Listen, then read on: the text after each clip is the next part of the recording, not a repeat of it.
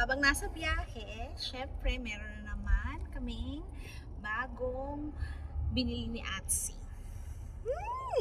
And this is tart ko. So, si Atsi, hi ka. Ay! Yan! Tignan natin siya. Guys. Ubusin ko ito ngayon. Charot! Dito lang yan sa may, ano ba itong, Valero ba ito? Ano ba ito? Basta, ganyan. Dito kasi ko ngayon sa Solaris, syempre, nung nakita namin to, habang hinahanap ang Walter Mart, nadaanan namin at nandun lang pala siya. Soft opening pa siya. Isa pa lang din ang physical store niya. So, usually sa ano lang siya, Instagram. Ganyan na. Tart ko. Meron siyang best way to enjoy tart ko. Best consume fresh within the same day of purchase. So, how to store your egg tart, ref, or freezer. How to reheat, meron siyang option for air fry oven. Tapos kapag from freezer, so ide-defrost daw siya. Best to enjoy cheesecake. Hindi kami bumili ng cheesecake tart eh. Ano lang to, egg tart, tapos nag-request si Atsi ng caramel. So take note, do not microwave because it will soften the crust. Meron siyang option, yung crust, yung flaky, tsaka ano ba? Crunchy. Flaky and crunchy yon.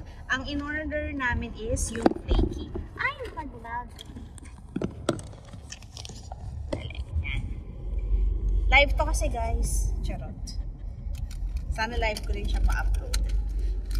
So, ito na siya. Excited ako. Kasi lagi ko itong nakikita sa Instagram. Kung hindi nyo nakikita, follow nyo sila. Tart ko. Tart. Hindi mo tart, hindi niya tart. Tart ko.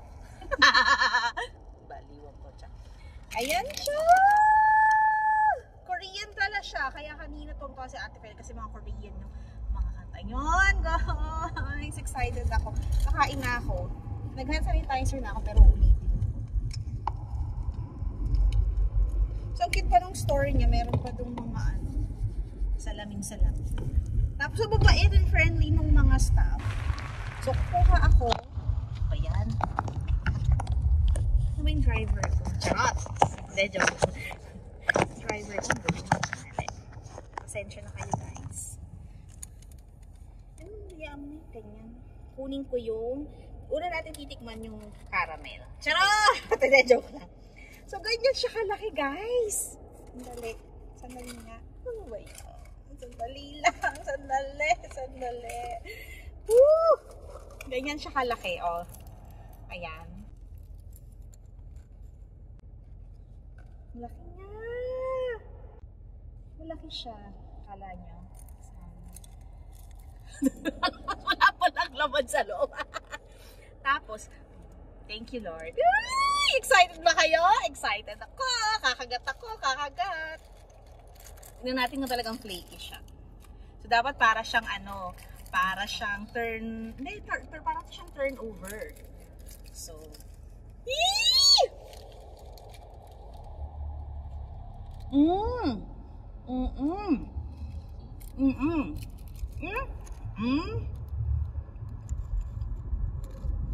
hindi ko makagat ng buo. Malaki. Kumain ko yung mismong tart. Masarap nung niya, nung mismong tinapay niya. Yung tart, tingnan natin kung matamis o tama lang sa panlasa ng kakaedad. Ciao!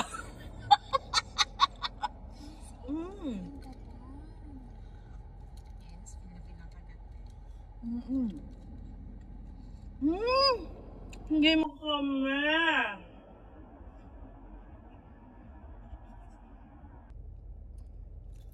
In fairness, parang mga siyang red stove. Ay, sinusing red.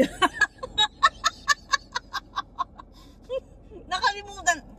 Guys, makakalimutan nyo Kahit ang pangalan, charot. Uy, masarap nga siya. Sandali, totoo talaga.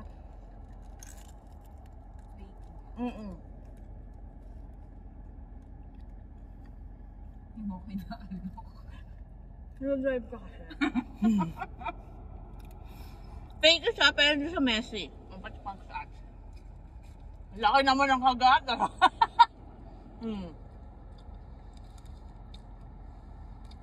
yung egg. Kasi nga egg tart siya, sister. Kaya kasi... Hindi kasi diba sa iba lasang gatas? Hindi tinipid sa itlog. Kasi nga, egg tart siya.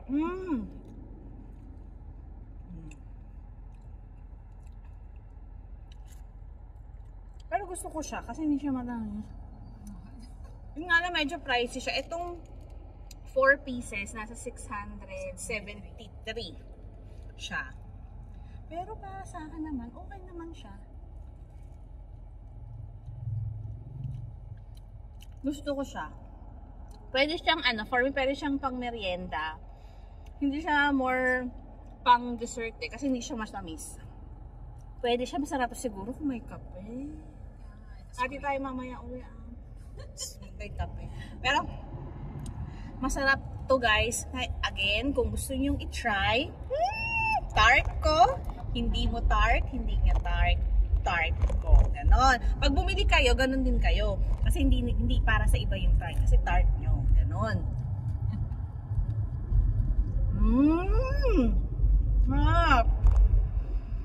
May kape pa silang ginagawa? Wala. Parang mga nasa bote lang. Meron din. Kanina nag-try ako sa The Tattooed Baker naman. Okay din yung kape doon. Masarap din, yes. Yung pretzels yung kinain ko. Masarap yung hindi, tama, pretzels. Oo nga pala, ba't ba pretzels pala, hindi bagel? Bakit bagel nasa isip? Masarap yung pretzels nila. May kasama pang strawberry jam. Yun. Uy guys, uubusin ko na to talaga, promise. Nakikita niyo pa ba? Nakainin niyo ako masyado. Yan.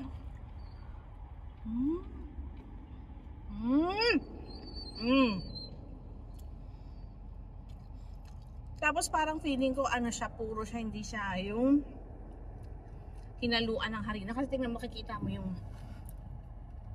niya, yung ang tawag dito, yung mismong pie niya. Hindi matigas. Walang gelatin. Oy, so true lang. Ay nako, totoo naman kasi yun. Ano tawag mo doon? Merong hinahalo. May extender. Ito legit na egg.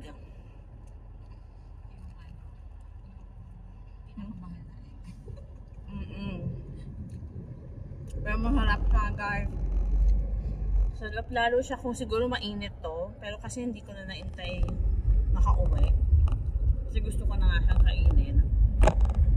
Tsaka merong kaulam na kape. Pero kung ayaw nyo ng kape, tsaka pwede rin naman. Nagugustuhan ko ni mami tsaka ni dad, no? Bukod sa buko pie, kung napanood nyo yun, favorite ng mami ko ang egg pie. Tuna pie. Parang lahat ng pie doon. Pero masarap to. Ubusin ko na guys. And thank you again for watching. Lagay ko yung details nitong tart ko sa description. Bye, Atsi! Bye! See you again soon! Ay! Greet ko pala ang aking mga friends, QA friends, TST friends, Blue QC friends. O, diba? May Blue QC na ako friends. So, bye guys!